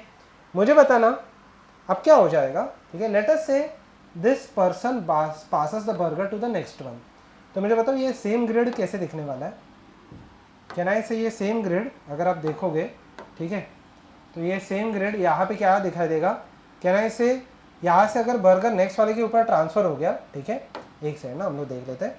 So can I write down, ये अभी पीछे यहाँ पे ये बर्गर यहाँ पे चला गया, सो कैन आई से दैट अब यहाँ पे बर्गर आ गया है एंड यहाँ पे अभी क्या हो गया है, एम्प्टी, सही है। अच्छा, नेक्स्ट में क्या हो जाएगा, सेकेंड स्टेप में क्या हो जाएगा, ये वाला बर्गर कहाँ पे देगा, आगे, सो कैन आई से ये वाला एम्प्टी हो गया और बर्गर यहाँ पे आ गया। तो मुझे टेक्निकली बताओ कि जो आपका बर्गर है वो कहाँ से कहाँ पे जा रहा है, लेफ्ट से लेके, और जो पर्सन के पास बर्गर नहीं है वो कहाँ से कहाँ पे जा रहा है, राइट से लेके लेफ्ट। अब यही कहानी थोड़ा सा इलेक्ट्रॉन के टर्म्स में सोचना, ठीक है, सब यहाँ पे देख लो, ठीक है। मान लेते कुछ ऐसे है कि इलेक्ट्रॉन टेक्निकली फ्लो हो रहा है, इलेक्ट्रॉन, ठीक है, इलेक्ट्रॉन इलेक्ट्रॉन इलेक्ट्रॉन इलेक्ट्रॉन, मुझे बताना है इलेक्ट्रॉन यहाँ से यहाँ पे चला गया तो क्या हो जाएगा, कहने से ये वाला इलेक्ट्रॉन कुछ यहाँ पे आ गया, ठीक है, ये वाला इलेक्ट्रॉन यहाँ पे आ गया। So tell me one simple thing, मुझे तो इलेक्ट्रॉन कहाँ से कहाँ पे जा रहा है, लेफ्ट से लेके राइट, बट टेक्निकली जो पर्सन के पास इलेक्ट्रॉन नहीं है वो कहाँ से कहाँ पे जा रहा है, राइट से लेके लेफ्ट। मतलब इधर टेक्निकली कोई पॉजिटिव चार्ज है क्या, नहीं, बट उधर इलेक्ट्रॉन नहीं है, इसलिए कंपेरेटिवली ये क्या हो जाएगा, पॉजिटिव। ठीक है, लेट अस से कि आपके टेस्ट होता है, ठीक है, और टेस्ट में नेगेटिव मार्किंग है, ठीक है, अभी सोचना है यहाँ पे, ठीक है, ओके, एकदम रियलिस्टिक सिनेरियो लेते हैं, ठीक है, आपका टेस्ट है, टेस्ट में नेगेटिव मार्किंग है, ठीक है, आपको स्कोर आया -5, ठीक है, आपके फ्रेंड का स्कोर आया 0, वो पेपर छोड़ के आ गया, ठीक है, उसका स्कोर आया 0। मुझे बताओ बेटर कौन है, आपका फ्रेंड है या आप है, मार्क्स में बेटर कौन है, आप हो या आपके फ्रेंड है, टेक्निकली कोई भी नहीं, बट ठीक है, बट अगर आप कंपेयर करोगे तो आपके फ्रेंड का हायर स्कोर है, बट क्या उसका स्कोर अभी भी पॉजिटिव है, 0 है, बट आपके स्कोर के हिसाब से उसका स्कोर क्या दिखाई दे रहा है, पॉजिटिव। तो मुझे बताओ इलेक्ट्रॉन यहां से यहां पे जा रहा है, पॉजिटिव चार्ज कहीं पे भी जा रहे हैं क्या, नहीं, बट जो ब्लॉक के पास पॉजिटिव चार्ज नहीं है, इलेक्ट्रॉन लेफ्ट टू राइट जाएगा, तो जो ब्लॉक के पास पॉजिटिव चार्ज नहीं है वो कहां से कहां पे जा रहा है, राइट से लेके, ठीक है। तो basically this is how the current flows. पक्का, पॉजिटिव चार्ज टेक्निकली फ्लो नहीं होता, फ्लो सिर्फ कौन सा चार्ज होता है, नेगेटिव, बट ये पार्ट के पास कंपेरेटिवली पॉजिटिव चार्ज होगा, तो उसको हम लोग पॉजिटिव चार्ज बोलते हैं, ठीक है, ध्यान देना यहाँ पे। तो आप यहाँ पे ध्यान दो, मुझे बताओ सीरीज में क्या सेम रहेगा, सीरीज में क्या सेम रहेगा, चलो आज ये डेरिवेशन तो नहीं हो पाएगा, सीरीज में क्या सेम, दो ही चीजें, एक तो वोल्टेज या फिर करंट, क्यों, हाँ क्यों, अच्छा सिंपल सा लॉजिक है, यहाँ पे देखो, यहाँ पे देखो, ये आज डेरिवेशन तो नहीं हो पाएगा, तो आपको कुछ लिखना नहीं पड़ेगा आज, नेक्स्ट टाइम मुझे याद दिला दो। एक टैंक है, अच्छा यहाँ पे एक टैंक है, मुझे बताओ यहाँ पे मैं अलग अलग डायमेंशन के पाइप लगा लेता हूँ, ठीक है, ऐसे कुछ है, पाइप 1, पाइप 2, पाइप 3, अच्छा ओके, यहाँ पे देखना, मुझे बताओ एकदम सिंपल सा एक क्वेश्चन है, यहाँ पे एक टाइम पे 5, यहाँ पे लेटर से 10 लीटर वाटर है, ठीक है, अभी देखना ध्यान से, कहने से 10 लीटर वाटर ये पाइप में भी फ्लो होगा, एंड कहने से सेम 10 लीटर वाटर इसमें भी फ्लो होगा, एंड कहने से सेम 10 लीटर वाटर इसमें भी फ्लो होगा। तो मुझे बताओ द अमाउंट ऑफ वाटर, जिसको मैं Q लिख देता हूं, पर यूनिट टाइम, तीनों में क्या हो जाएगा, सेम, तीनों में सेम है, 1 में, 2 में और 3 में। तो बेसिकली ये चीज क्या हो जाएगा, करंट, तो करंट तीनों में क्या हो जाएगा, तो पोटेंशियल डिफरेंट कैसे हो गया, पोटेंशियल किस पे डिपेंडेंट होता है, मैंने स्टार्टिंग में बताया था, किसके ऊपर डिपेंड होता है, हाइट।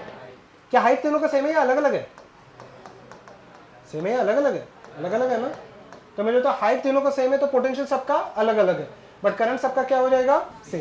यहाँ पे सीरीज में कनेक्टेड है या पैरेलल में कनेक्टेड है, सीरीज ना, एक के आगे एक लगा है ना, अच्छा ओके, मान लेते हैं सेम चीज, यहाँ पे देख लो, खत्म हो जाएगा, यहाँ पे देख लो, 2 टैंक मैंने ऐसे लगाए, तीनों अलग अलग डायमेंशंस के पाइप है, ठीक है, आप यहाँ पे देख के ही बता सकते हो 10 लीटर में से शायद से 2 लीटर इसमें से फ्लो होगा, शायद से 5 लीटर इसमें से फ्लो होगा, शायद से 3 लीटर इसमें से फ्लो होगा।